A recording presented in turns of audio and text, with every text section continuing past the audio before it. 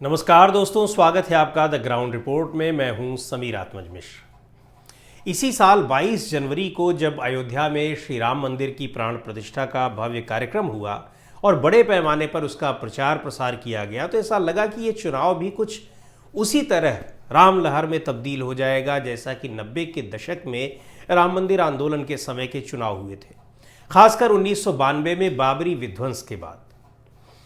विध्वंस के बाद पहली बार लोकसभा के चुनाव 1996 में हुए थे और उस साल बीजेपी ने लोकसभा में अपना तब तक का सर्वश्रेष्ठ प्रदर्शन किया था। 161 सीटों के साथ वो सबसे बड़ी पार्टी बनी, अटल जी पीएम बने, लेकिन चूंकि 210 से ज्यादा सांसदों का समर्थन जुटाना आसान नहीं था, तो 13 दिन में ही ये सरकार गिर गई। तो इस साल 22 जनवरी के बाद जिस उत्साह और जोशो खरोश के साथ अयोध्या में श्री राम मंदिर की प्राण प्रतिष्ठा के कार्यक्रम को राजनीतिक लाभ लेने का प्रयास करने के मकसद से प्रचारित किया गया, वो जोश लोकसभा चुनाव की घोषणा होते होते काफी हद तक ठंडा पड़ गया था। हालांकि बीजेपी के तमाम नेता चुनाव आचार संहिता लागू होने के बाद भी श्री राम मंदिर में स्थापित भगवान राम की मूर्ति को दिखाते हुए वोट मांग रहे हैं। 4 दशक पहले टेलीविजन पर लोकप्रिय धारावाहिक रामायण में राम का किरदार निभाने वाले अभिनेता को मेरठ में लोकसभा का टिकट भी दे दिया गया है। राम मंदिर का श्रेय लेने के लिए जगह जगह अक्षत, रोली, चंदन बांटने के कार्यक्रम भी चलाए गए, लेकिन राजनीतिक गलियारों में मंदिर की चर्चा अब उसी तरह से नहीं हो रही है जिस तरह से जनवरी में हुई थी। यानी 3 महीने में ही ये मुद्दा चर्चा से बाहर हो गया है। मंदिर में अब कितने लोग जा रहे हैं, इस बात की भी बहुत ज़्यादा चर्चा नहीं हो रही है।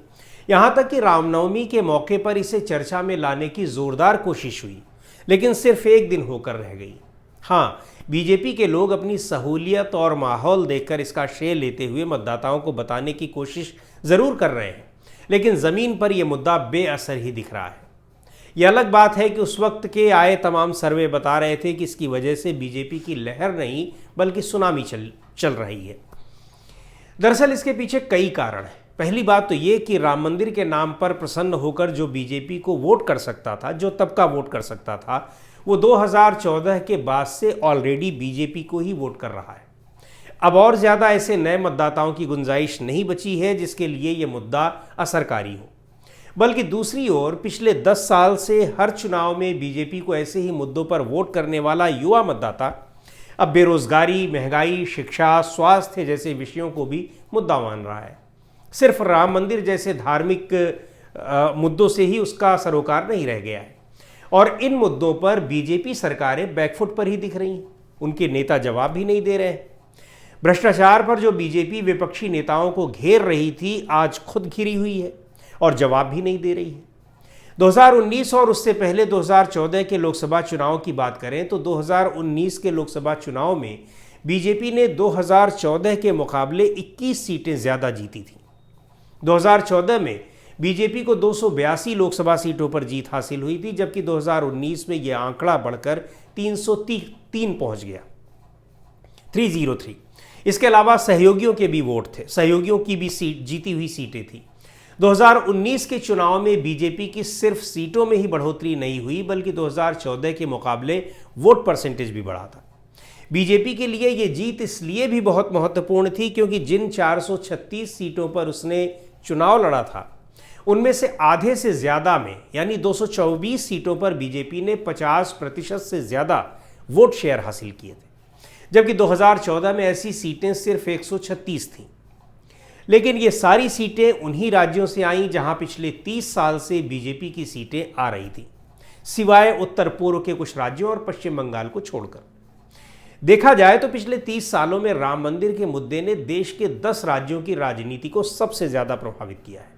ये राज्य है बिहार, झारखंड, मध्य प्रदेश, छत्तीसगढ़, महाराष्ट्र, राजस्थान, उत्तर प्रदेश, उत्तराखंड, गुजरात और हरियाणा। मंदिर मुद्दे के बाद बीजेपी इन्हीं राज्यों में सबसे ज़्यादा फली फूली। इन 10 राज्यों में लोकसभा की 288 सीटें हैं, जो कुल सीटों का 52% है। बाबरी मस्जिद गिरने के बाद यानी 6 दिसंबर 1992 के बाद इन राज्यों में ही बीजेपी को सबसे ज़्यादा फायदा मिला था और इन्हीं सीटों के बूते 1996 के चुनाव में बीजेपी ने सरकार बनाने का दावा भी ठोका था। यह अलग बात है कि पूर्ण बहुमत न होने की वजह से 13 दिनों में ही अटल बिहारी वाजपेयी की वो सरकार गिर गई। इनमें कई राज्य ऐसे हैं जहां 1992 के पहले बीजेपी सांसदों की संख्या दहाई में भी नहीं होती थी, लेकिन 2014 और 2019 में कुछ राज्यों में बीजेपी ने क्लीन स्वीप किया, कई राज्यों में सरकारें बनाई। अभी भी कई राज्यों में बीजेपी की सरकारें हैं या फिर बीजेपी गठबंधन में सरकार चला रही है। लेकिन 2024 में स्थिति बदल गई है। राम मंदिर आंदोलन अपनी पूर्णता को प्राप्त कर चुका है। उसकी बदौलत बीजेपी लगातार 2 बार पूर्ण बहुमत की सरकार बना चुकी है। कई राज्यों में लगातार सरकार में है, लेकिन उसके पास मुद्दे आज भी लगभग वही हैं जो 3-4 दशक पहले हुआ करते थे। हाँ, एक नया मुद्दा जरूर है और वो है प्रधानमंत्री नरेंद्र मोदी का चेहरा। लेकिन ये चेहरा भी लगातार 10 साल से चुनावों में इस्तेमाल हो रहा है और खुद प्रधानमंत्री नरेंद्र मोदी के पास अपनी उपलब्धियां बताने के लिए ज्यादा बातें नहीं हैं, बल्कि विपक्ष की कमजोरियां गिनाने में उनका भी समय ज्यादा लग रहा है। यहां तक कि सोशल मीडिया पर भ्रष्टाचार, महंगाई, काला धन, देश की आंतरिक सुरक्षा, चीन का खतरा, आर्थिक मामले, रुपए के डिवैल्यूएशन से संबंधित प्रधानमंत्री के तब के भाषणों की क्लिप्स के जरिए जब इन बातों की याद दिलाई जाती है और पीएम मोदी द्वारा सरकार में आने के बाद ये सब ठीक कर देने के सपने दिखाए जाने की याद दिलाई जाती है, तो बीजेपी ही नहीं खुद प्रधानमंत्री घिरे नजर आते हैं। ये बात अलग है कि प्रधानमंत्री से कोई सवाल नहीं पूछता है या फिर वो इस तरह के सवालों का सामना नहीं करते हैं। ऐसे में एक ये भी महत्वपूर्ण बिंदु है कि राम मंदिर के नाम पर जो तबका बीजेपी को वोट कर सकता था, उसका अधिकतम हिस्सा वोट कर चुका है। बल्कि अब वही तबका, खासकर युवा, बेरोजगारी, महंगाई जैसे मुद्दों पर उससे 10 साल का हिसाब भी मांगने लगे हैं। तो जाहिर है कि उनमें से कुछ अब बीजेपी के पक्ष में जाने पर पुनर्विचार भी कर रहे हैं। जमीन पर ये चीजें बहुत स्पष्ट दिख रही हैं। और हाँ, बीजेपी की जिन राज्यों में पैठ है उनमें अधिकतम की स्थिति वो पा चुकी, लेकिन नए इलाकों, खासकर दक्षिण भारत में अपना प्रभाव बनाने में अभी भी बहुत पीछे है। इन राज्यों में बीजेपी ने पैठ बनाई जरूर है, लेकिन ये पैठ चुनाव में जीत दिलाने में भी कारगर नहीं है। दूसरी बात, जहां अधिकतम वो पा चुकी है, यानी अधिकतम सीटें पा चुकी है, अधिकतम वोट्स पा चुकी है, वहां फिर अधिकतम पाने की स्थिति में नहीं दिख रही है, चाहे वो बिहार हो, पश्चिम बंगाल हो, कर्नाटक हो या फिर दूसरे राज्य। यहां तक कि उत्तर प्रदेश में भी बीजेपी 2014 का प्रदर्शन शायद ही दोहरा पाए। उसे खुद अधिकतम 2019 की ही सीटें दिखाई पड़ रही हैं, जबकि जमीनी स्थिति को देखकर लगता है कि सीमा को छू पाना भी बहुत मुश्किल है। यानी जो 2019 की जो सीटें थी उत्तर प्रदेश में, वहां तक भी पहुंच पाना बहुत मुश्किल है।